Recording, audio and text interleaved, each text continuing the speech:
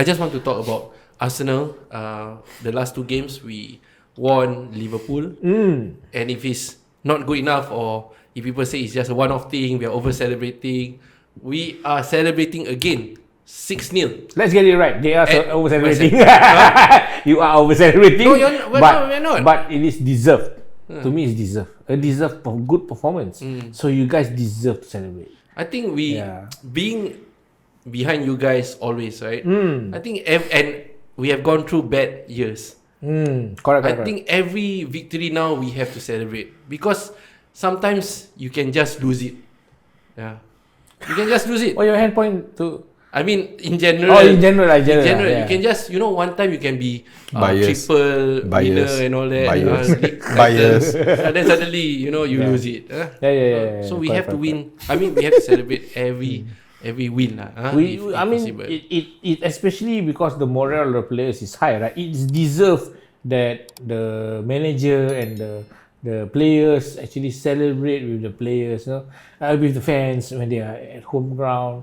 I mean, I take no offense from the over celebration or whatever things that the antics that Arsenal players does or whatever. It's a compliment that Arteta do the clock to the fans, punch the air, that kind of thing. I think it is. I think it is. I find it's a compliment. So I mean, of course, sometimes fans just. I think fans are protective. I think one thing is because that it's proven to, what's the word to use? To spur the fans. Don't use spur lah. Don't use the word spur. The pronunciation is there though. Motivate. So motivate. Motivate. Don't use spur. He take offense. He never say anything. You are the one. She's shit. But now he say I take offense.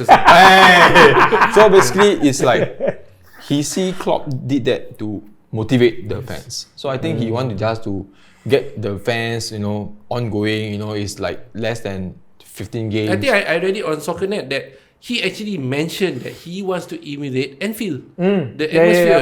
He just want to create that, and they did videos and all that. It's not just this season; it's last season also. Yeah, because he likes the 12-man kind of support, right? I think it's important because if to have the whole culture, you need the fans behind, you need everybody, even the groundsman behind. Actually, which I think Liverpool did very well. Every kind of pre-game talk with the reporters, right? Klopp always mention this. We want Anfield to back us. We want to hear the noise.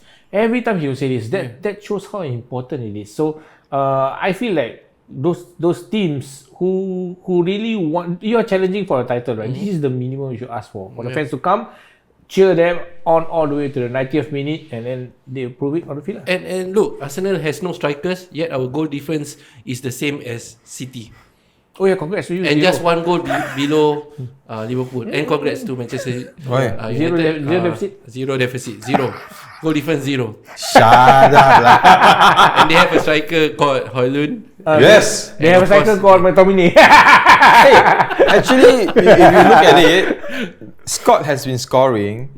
Actually, if the top scorer for United is Scott, the next one is who? Garnacho and Højlund. Højlund and Garnacho is 5 each. So if let's say this week, I believe Højlund will score again. You captain him EPL, right? Don't bluff. No. I captain De Bruyne. Then what's your point? What's your point? You still 0 deficit. No, the thing is, the 0 is one thing. Okay. I'm still supporting him as my striker since day one. Okay. But still the same thing. Onana have not really proven yet. But I heard, Onana not proven, but I heard Maguire is playing better now. Yeah. He made a crucial tackle actually the last game. But the thing is, I see FODMOB, those apps, right? Onana has a very high rating at the previous game. Oh, is it? Yeah. So I should buy Onana for FPL. Who have Onana on FPL? Actually, the best question is who buy Onana in FPL? So another thing is, what I read, not too sure whether is it from a proper source itself. We say that Onana went back to the AFCON, right? So I think he had some quality time with his family. and came back with a better mentality, feel better. I think if it is true, I think if United can buy houses for CR7, Yes, I heard that too. I think United can bring the family in to UK once in a while. I don't think that will be too expensive if you really go and buy a house. It depends because the EPL is not the government.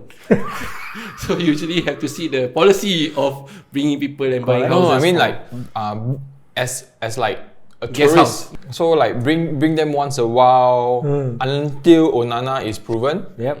And say that they 3 seasons lah. he bought a house like De Gea, some of the players itself. That's where he can bring his family here. I think shouldn't create this kind of that's why culture. it's toxic lah. You start buying one player a house, the other players also want to ask for a in house. my contract, I want my house mom for and my dad family. to be brought over. But actually, this is not uncommon though. No, it's not. You see, actually, it's created by players like, is it Ronaldinho? Actually, in the past, Ronaldinho actually requested. I think if I'm not wrong, Malaysian league also, not Malaysian league, national team also. Last time, if you win something, they get a house and all that lah, car and all that. So if you want to start, you have to start for the whole team. Yeah. So cannot start for one culture player. that you want to start. I also know that the wages for United is very high. It's like 4 million. Yeah lah, go buy your own house lah, Onana. Go get your own house lah. But he's not the highest paid. Yeah lah, it's okay. He's not the highest performer also. Yeah. I'm talking about he recharging in FCON, right? Back home, right? I just want to say that ever since Arsenal came back from their Dubai holiday break, they have been better. So maybe revitalize. You were questioning it, right? Remember, you were questioning it just in case. I was questioning this, how? Like you don't know whether this kind of trip. Of course, you're saying that it's good because they managed to squeeze going close to those who are playing, so that when if let's say their team is knocked out, right, they can just train together, yes, right? correct. That's one advantage. Yeah. So you were questioning whether they have this kind of training, right? Is it still going to be good? Because sometimes after this, their performance dip. Yeah. But it seems to But be it a seems good to be decision. working, right? Because I think I heard that they brought the family over as well. So all the players' family were there. So on top of training, they also bonded with the family. Moral boosting, Yeah. So I think it's a good thing that they went to Dubai for that training holiday. For that training holiday lah. Take note lah. Manchester City, don't do that. You don't need the advantage. Wait, Jack Grealish go there spend money? I think so lah. I'm not sure. So I just want to shout out to Declan Rice. I think he is one of our best buy. Whether it's 100 million or so, he's one of our best buy. He performed against Liverpool. He performed against West Ham, and he scored against his former club. I think he's really a good, really good buy. Please sell Partey then. Because Partey is supposed to be that. Partey is supposed to be the one. He's supposed to be the one who does that kind of game.